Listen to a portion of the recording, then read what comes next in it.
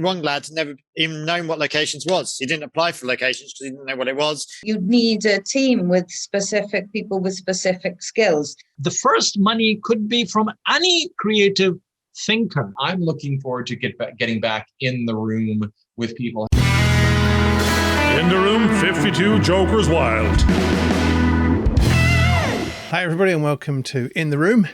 This week we are revisiting some of our interviews with Karl King, Johnathan Brownlee, Donna Phillips and Siraj Zaidi, who all talk about their experiences in the film industry over the last few years. Welcome to the show, Karl.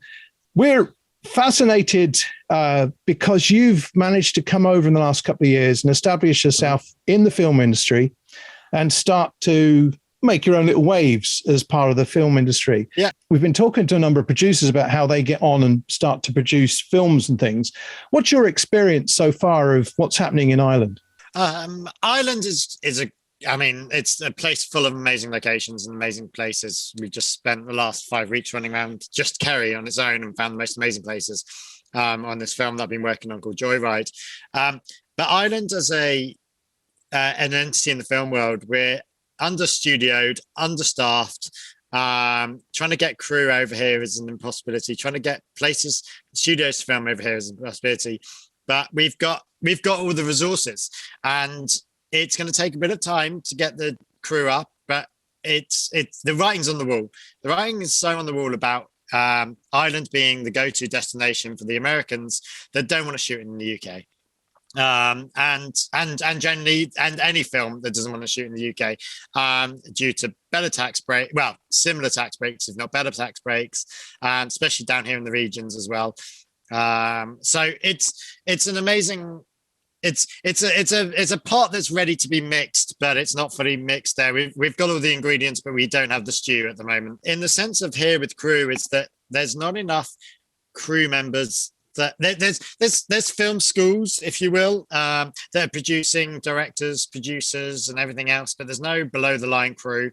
Trying to find people that we're working at the moment. We're in Kerry College, and which is where I am at the moment. We've just wrapped, and we had a load of interns on us. Every single one of them wants to be in camera or assistant directors. Not a single person applied to be on as an intern for the locations department or the props department. So it's a department which no one really knows anything about, which means that unless you find yourself in, and what happened for us, I ended up working with a guy called Will, had to bring them down from Dublin. I had to bring another one down from Galway, called Christy. And then I had 2 trainees that are part of the trainee scheme. One that we stole from production, and one that actually wants to work in it, but had only worked in Canada. So, if you take that, not a single one of us has ever worked in Kerry. I came on board on this, or in the Southwest. I came onto this job as well as an Englishman that's never filmed in Ireland, full stop. Never filmed in Kerry. I just happened to live here, married a Kerry girl. So, so that was it. So we had an English guy that hadn't filmed in Ireland, full stop, an Australian that hadn't filmed in Kerry, a Galway lad that hadn't filmed down here either, and 2 trainees that one had filmed in Canada and one that had never been on a film set in their life. And that was our team. We smashed it. The hilarity is that we've ended up with English Oscar-winning Olivia Colman as our lead star, a kid that was from Kildare. There's if you think about it, even the main cast, there's nothing that's down here. There's no film school for location managers. There's nothing like that. People don't know. They really don't know as to what's available and what's really out there. Like the guys that we ended up with on this, one lad had never even known what locations was. He didn't apply for locations because he didn't know what it was. He just found himself in this department and now wants to work in it, for the rest of his life. It's also that he realized that you get well paid to doing a fun job. You're out every day doing different things. And I'm not deny I'm incredibly well paid for what I do. And I'm very lucky for that. But, there's not many 34-year-olds earning what I earn, making films and doing what I'm doing. But the thing is that no one really knows about it. We're looking at doing other training courses and things to try and get more people interested. But when you go to college, I went to media college a very long time ago, and all we learned is camera, editing, and directing. And that was it, really. There was nothing about what an assistant director does, what a props a storeman does, and these are all high paid jobs. You know, what a spark in the job, you might get a gaffer occasionally, but what just a normal spark does, what a Geniop does, they're not really there. You're not really taught them. And they're huge parts of the industry. What a props dressing props guy does. No one really knows until you do it. And they're all really well paid jobs. And that's what we're missing in the industry, is those middle ground people. See, I came into this industry I'm not a creative in that sense. I've dabbled in making bits and short films and things back in the day when I was young and stupid. But I was never the one, this is a job. I'm not a film fan. I couldn't care less. I've seen the first 3 Star Wars and not the rest. I worked in the industry. It was great because I was earning money. I couldn't care less. I'm a theatre kid at heart. That's where my real passion is. Motorsport and F1 and theatre. And that's where I'd spend all my money, and making theatre and watching motorsport. But I see this as very much a job. It is a job. I get paid to come into work. I get paid to deal with the crap. But that's why a lot of locations aren't mad theatre buffs, especially in our department, because we're the department that deals with the real life world and the creative world. And we're the only department that ever deals with real life.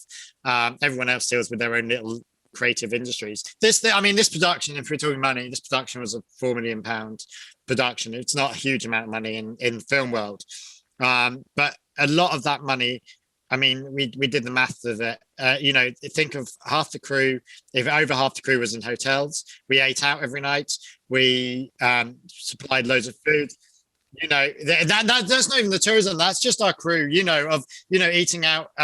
We were lucky with COVID, in the sense of hotels were slightly emptier when we started this, so we managed to get good deals. The film office down here are absolutely phenomenal. I managed to get us great deals and bits and pieces with it.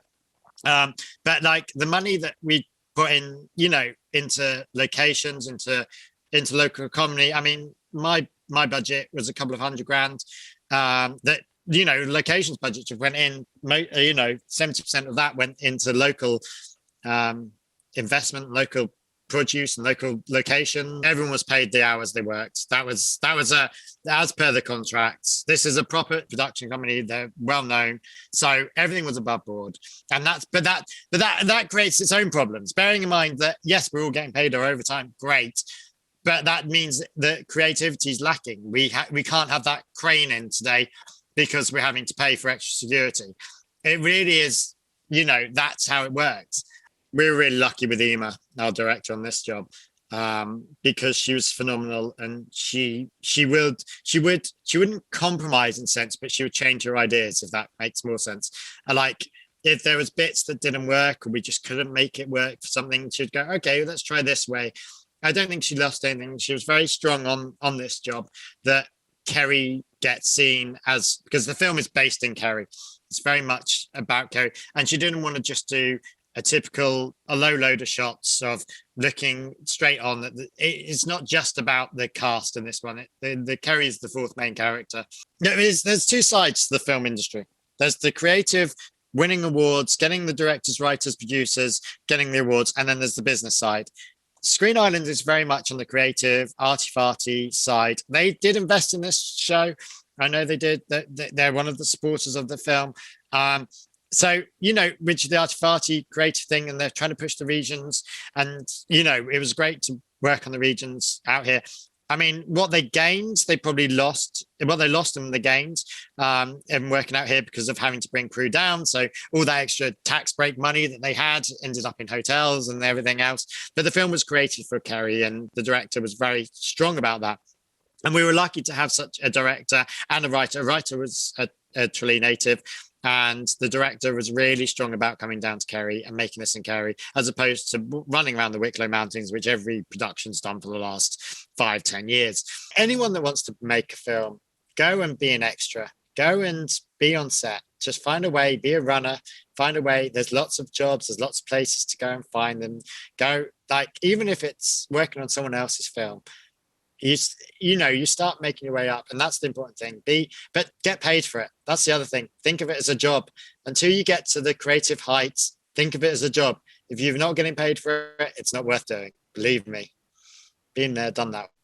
And in the room this week, we have Johnathan Brownlee, who is an award-winning writer, director, producer. You were talking a short time ago about the fact that your accent sometimes comes from a certain part of Canada, which kind of connects us all here. No, it's true. We were just saying that, you're having a pint next to the guy on you. And when I go out to the Maritimes in Canada, I mean, my stepfather's family is from Prince Edward Island, which is near Newfoundland and Labrador. And I get out there and it's like, right, boy, how's it going? Fill your boots and stuff, right? And then I'm like, what happened here? Oh, it's a couple of beers in, but it's a big Irish influence in that part of the world, in the Maritimes. And I mean, Ireland has made incredible strides in the film industry in the last 20 years, not the least of which is the tax incentives. And what the Irish industry wants to do is it's creating talent, and it wants to attract talent, and it wants to attract the stories to Ireland, but we also feel a massive pain in it, because 2 years ago, when we sort of entered where we're going, we noticed the exit of the investor from indie production, because things are getting harder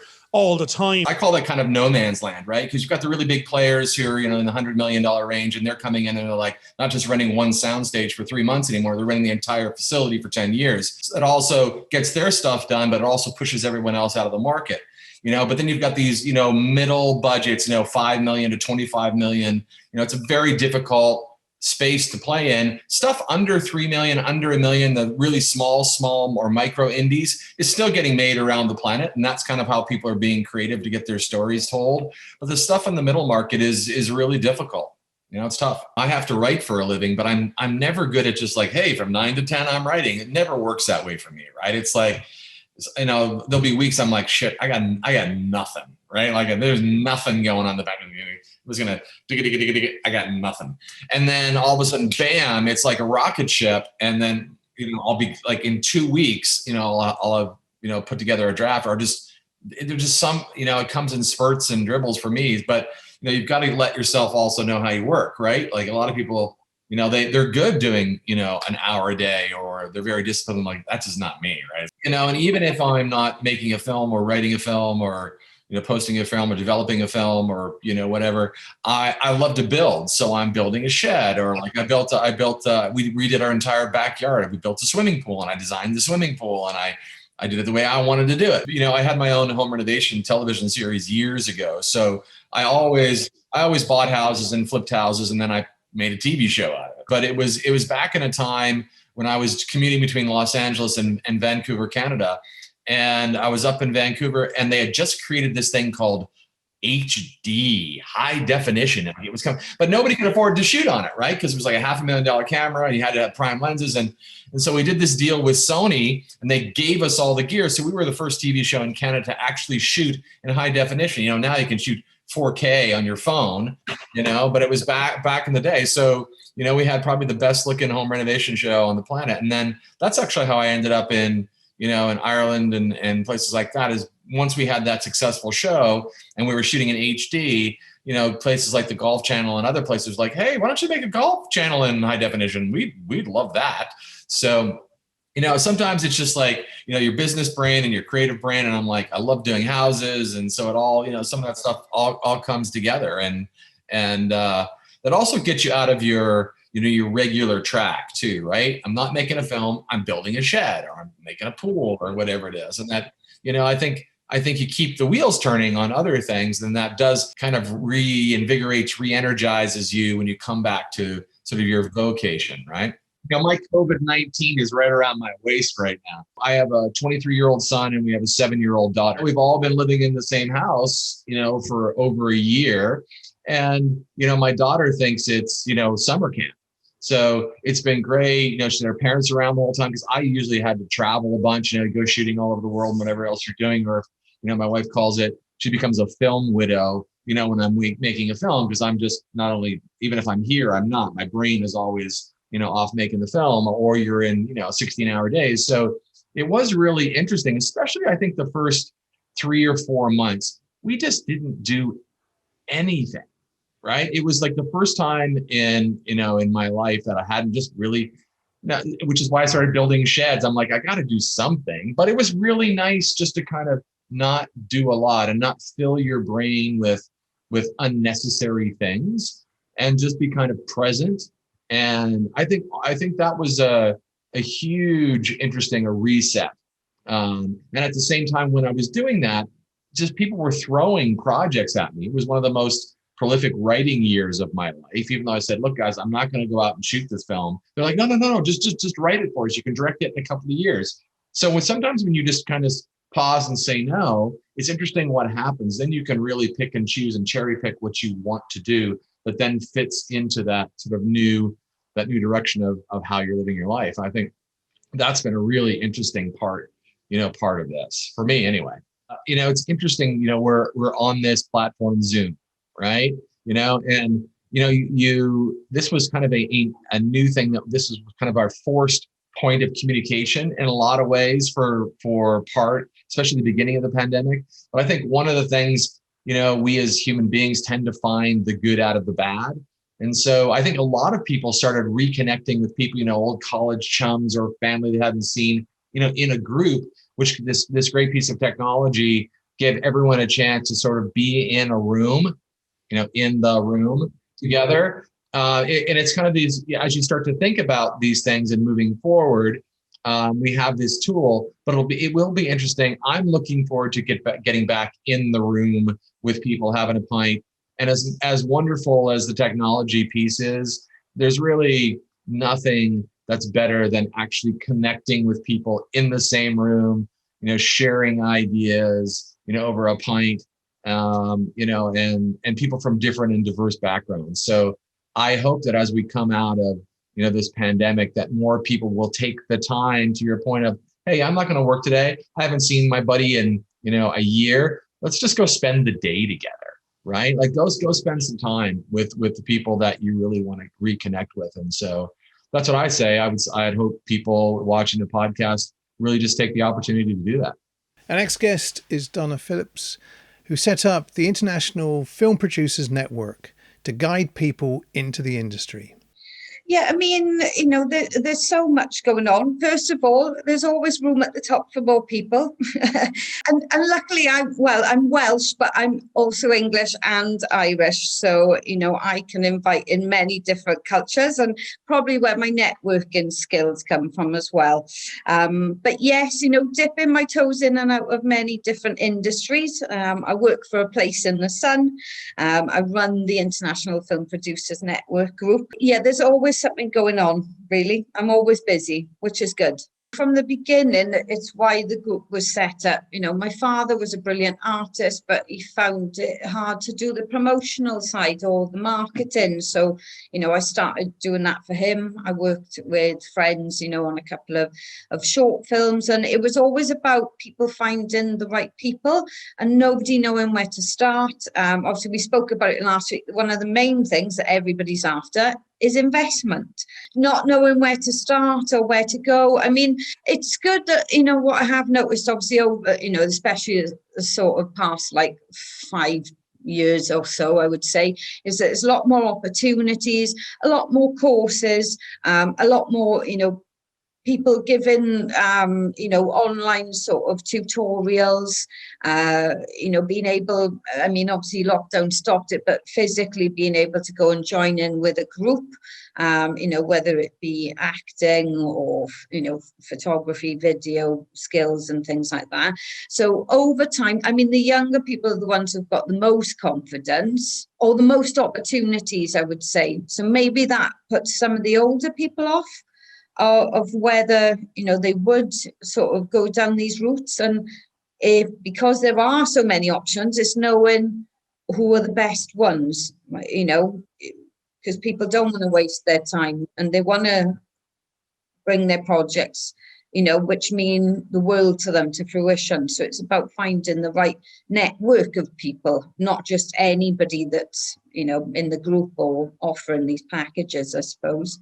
You need a good team, really, It's like, I believe in anything. It was if you work on a film project or, anything, really, you can put it to any sort of industry or project, but you need a team with specific people with specific skills.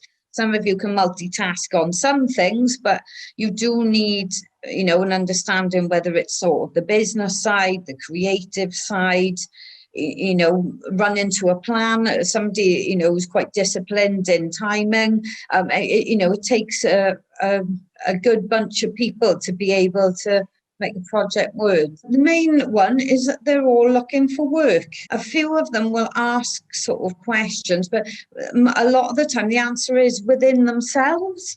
It could be something simple, whereas you would just say to them, pick out 100 companies and send your email. For some reasons, not everybody thinks of these things, offhand. So, with the group, there's lots of different content in there nowadays, and it's grown obviously since lockdown.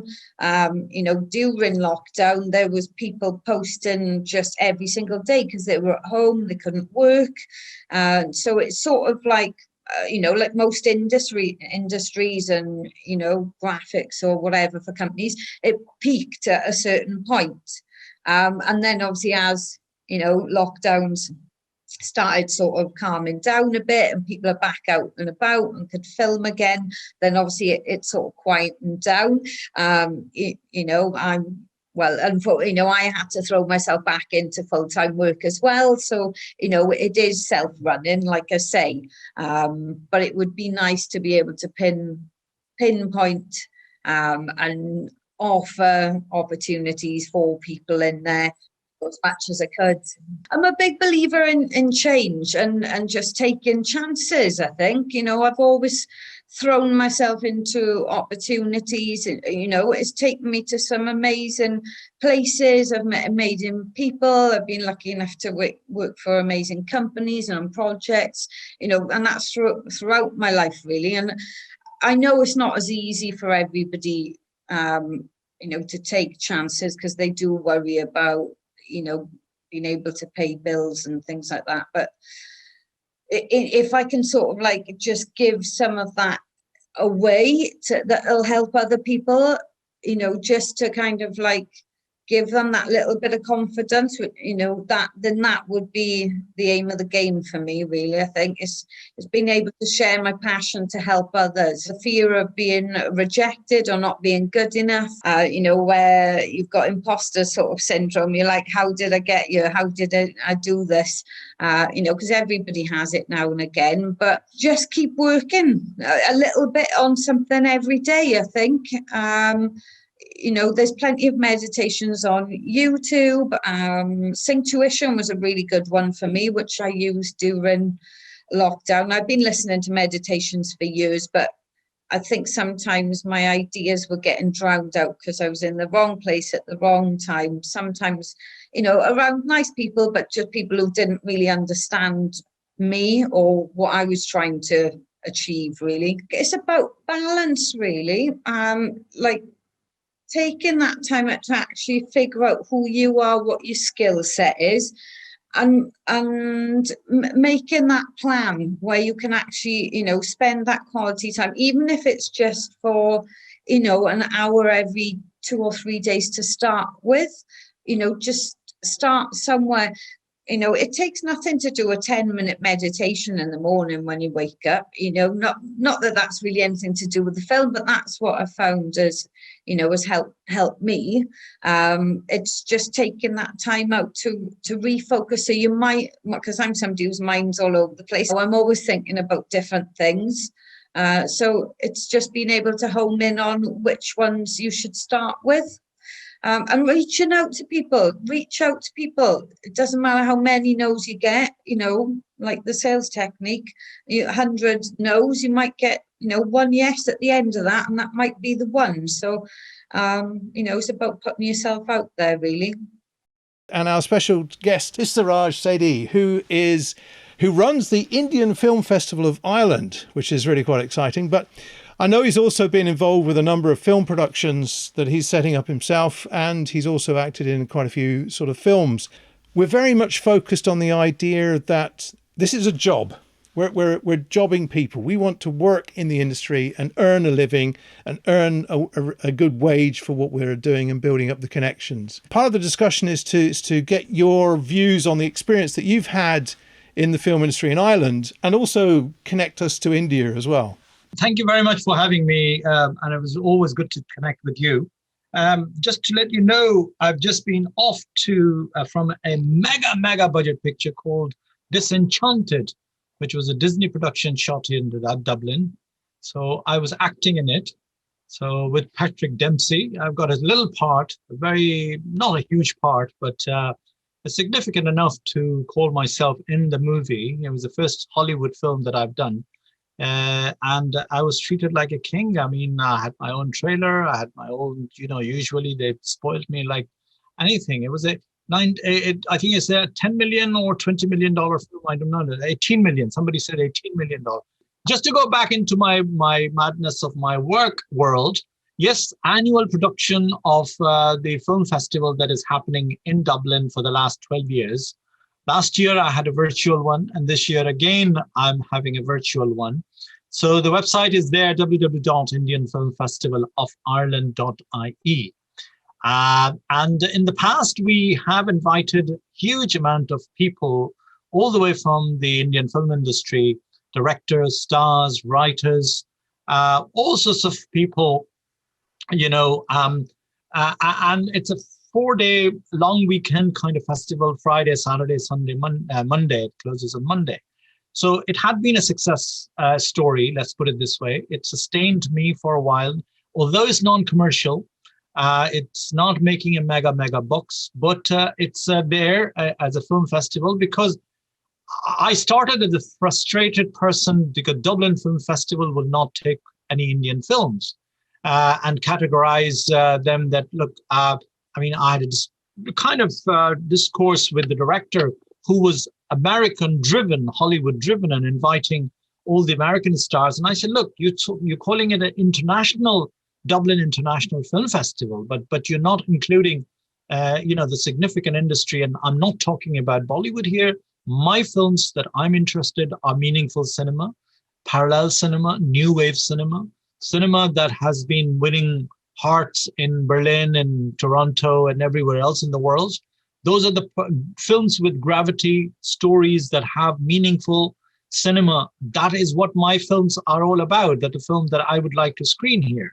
And I would like, so by token, she took 1 or 2 films, but then again, it wasn't, a big enough presence for me to make a sense. So I said, to hell with it, I'm going to make my own film festival. And that's how it started.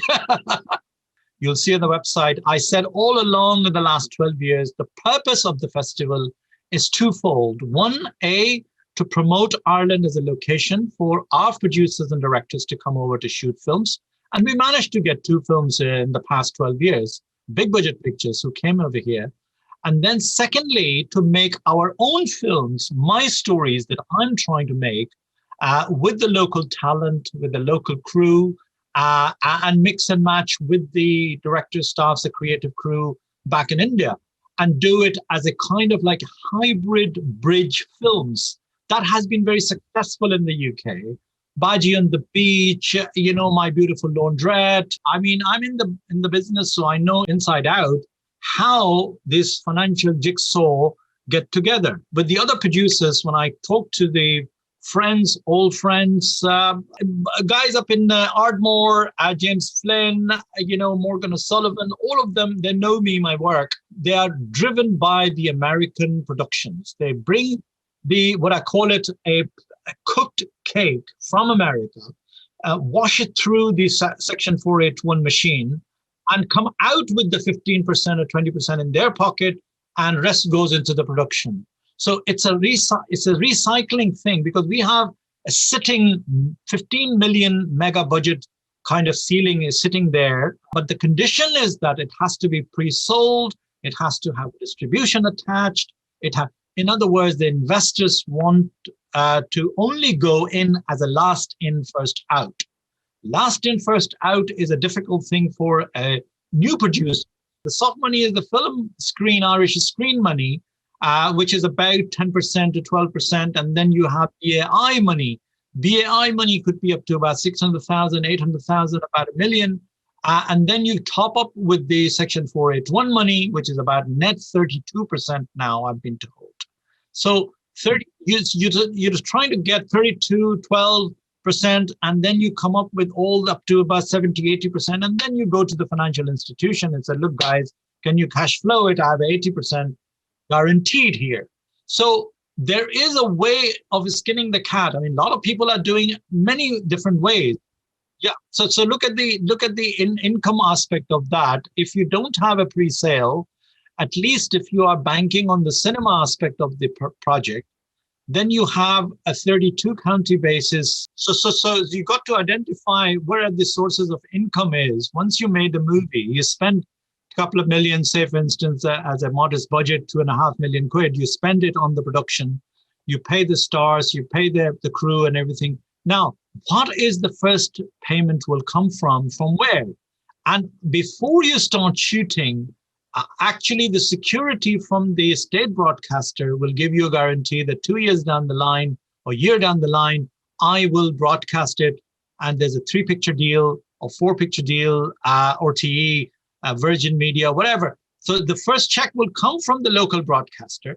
Then before that, I'm dealing with the cinemas now because of the film festival. I'm dealing with the Dundrum Cinema, the owner of the Dundrum Cinema, Graham Sperling, and the likes of Omniplex guys all over the place. I have dealt with the box office language. If you see the calculation from the box office is another check that you're going to get into your account. When the movie is in the cinema, Hunters comes in, you hype up 100,000 on marketing and PR exercise.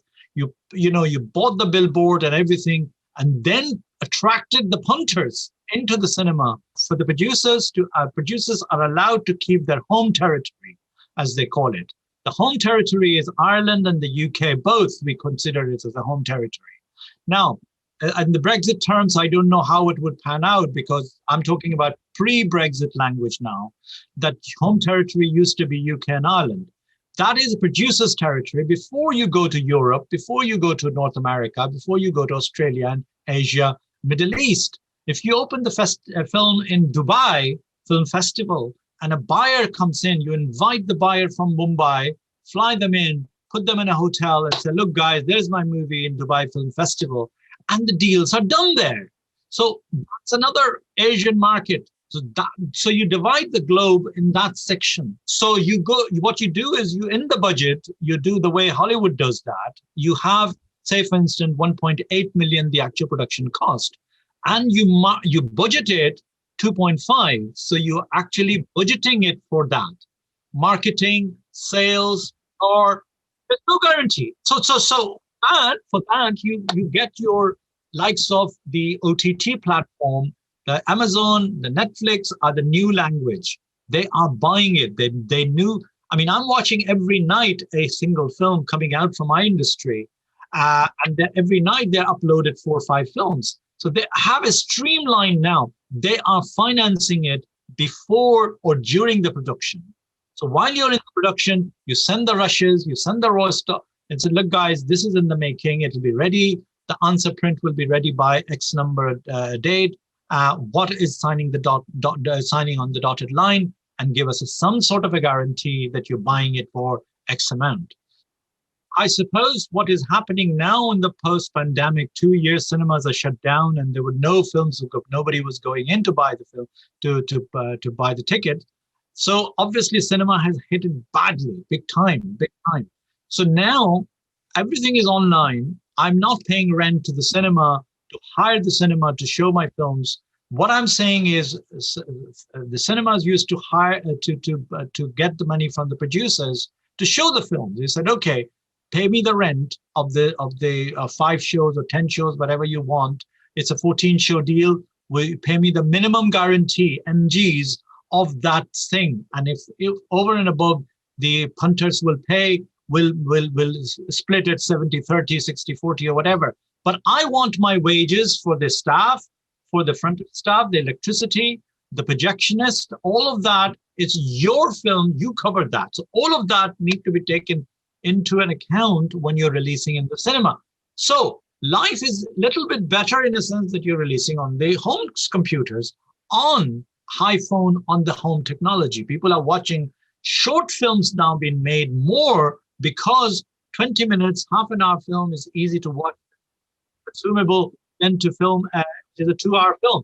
But people who are in the movie and they really want to watch a good film, they will sit on the computer. They will sit at home computer, home studios. People have made home cinemas with larger screen and all that, and so therefore they're watching on digitally, and so therefore, who is projecting digitally? Who's releasing it? So you could release yourself on your own YouTube channel. Now, your YouTube channel can attract the commercial money, the advertising money. How the distributors are being eliminated from the process is because the producers have becoming more proactive on the digital platform. Okay, yeah. I'll give you the example how Noel Pearson got for My Left Foot the first check. He went around the same thing. Jim Sheridan never directed the picture before, and that's all the factors kicks in there. You have to have a name director. Jim Sheridan was a theater director working in New York. He never had that experience of nobody will put money into him. So what Noel Pearson did? Noel Pearson went to Wheelchair Association of Ireland, and he got first 200,000 from Wheelchair Association. It's a movie about a crippled guy on a wheelchair, and 200,000 he returned it back, 400,000, and bought more wheelchairs from the profit of the film when it won the 11 Oscars. So the first money could be from any creative thinker. Thanks for watching. Hope you enjoyed the show and found the insights of each of these interviewees useful for your future projects. Bye for now. Hope you enjoyed this video. Please subscribe and click on the bell for notifications.